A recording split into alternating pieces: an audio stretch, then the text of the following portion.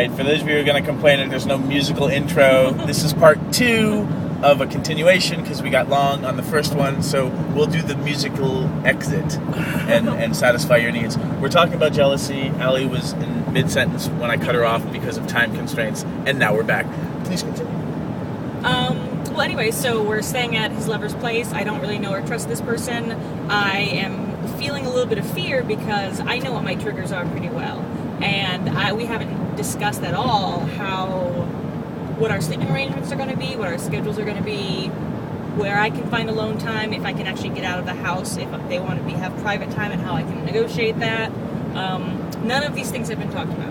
So I think it's really important for us to have that conversation so that I can feel comfortable. I know a lot of people who have open relationships of any kind a lot of people have don't ask, don't tell policies, which, your results may vary, but I find those to be really weird. And a lot of people also have need to know basis stuff, which I've had before in the past. They can work, but I'm such an information whore. I want the details. I want to know what is present in the space, because for me, my imagination will concoct realities far scarier than the actual reality that is present between us. And so for me, if you can tell me, what you did on your date, or how you're feeling about that person, it will keep me from spinning out thinking that, you're falling in love and you're leaving me. Even if I know that that's not true, that's kind of where my brain goes. The worst case scenario game of the fear video, right? My brain easily goes there very quickly. So if I get the real scoop from Reid, I feel it dispels a lot of the anxieties. And sometimes even when I don't know the answers, if I just tell you I don't know the answers, that's more of an answer than me not telling you anything. Exactly, because I don't, then I would be worried, is he keeping something from me? I don't tend to keep things from people. Usually it's just I don't have a clue. Right. And then what I do is I forget to tell you, hey, I don't have a clue.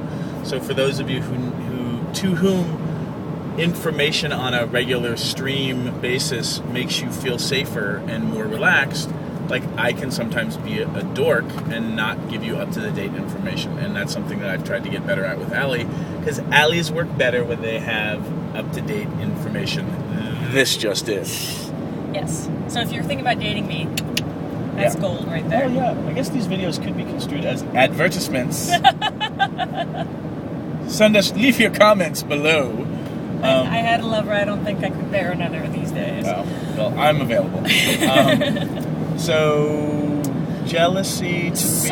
Okay, sorry. So how does jealousy move through you? How do you feel it?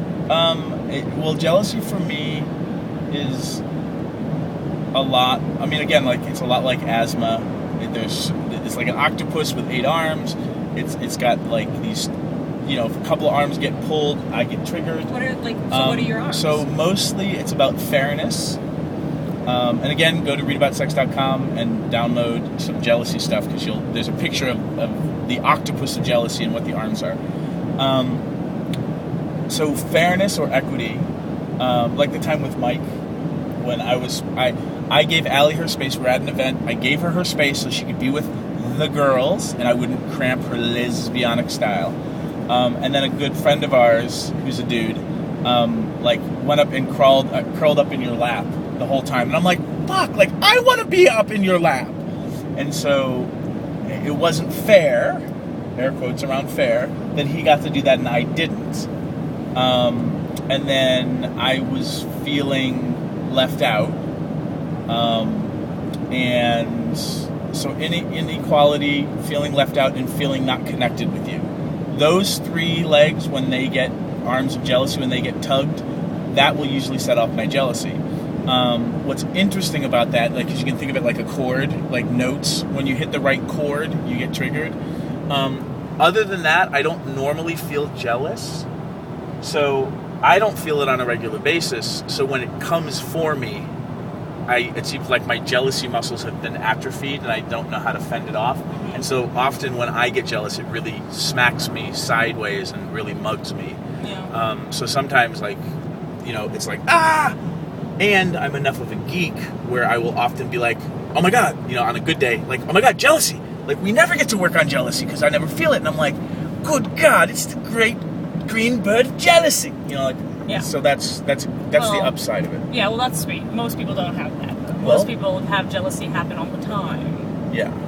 So, I mean, for me, it's like, so I don't know your octopus very well, but, I know that for me, it's if I don't feel like I'm connected to you, so like when we haven't spent much time together, or when we haven't made love in a while, or anything like that, and then I see you spending time or making love with another woman, that definitely triggers me. I mean, that's the one leg. It's just like that. When that gets pulled, I'm done. Does your jealousy get triggered when I'm with a dude? No, because I just want to watch. Not logical. So that's a jealousy thing. I know that I get jealous when you're with women who kind of represent the kind of woman I'm not.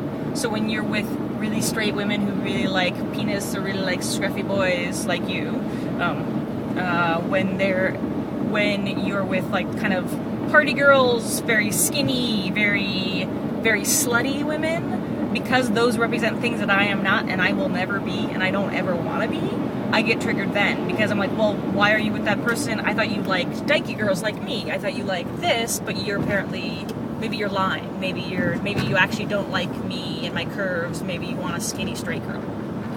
That happens. And then also the big one is in the morning, if I can't find you, and I feel like I cannot look for you because I'm afraid I'm going to discover you having sex with somebody, I'm going to interrupt an intimate moment, that's really problematic for me. So that triggers jealousy, or is that just problematic? It's both. I mean, it's actually kind of the worst because it triggers fear and jealousy all mixed together, because I'm not a morning person.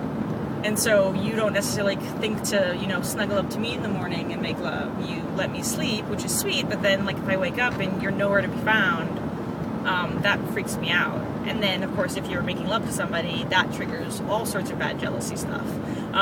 Particularly because it's the thing that I wake up to, is you gone and having sex with somebody else. So I'm not even like emotionally prepared for it. So I'm kind of curious. That's one of the reasons why staying at a lover's place is really freaking me out, because I'm afraid I'm going to have that pretty much every morning. It sounds like we might have to do a part 3. I think we might. So, for those of you who are waiting for the musical out, we're not going to give it to you. You're going to have to watch the next jealousy segment. But I will give you a shot of the Arizona landscape. It is very pretty. It's very pretty. Just like you, dear. Ah!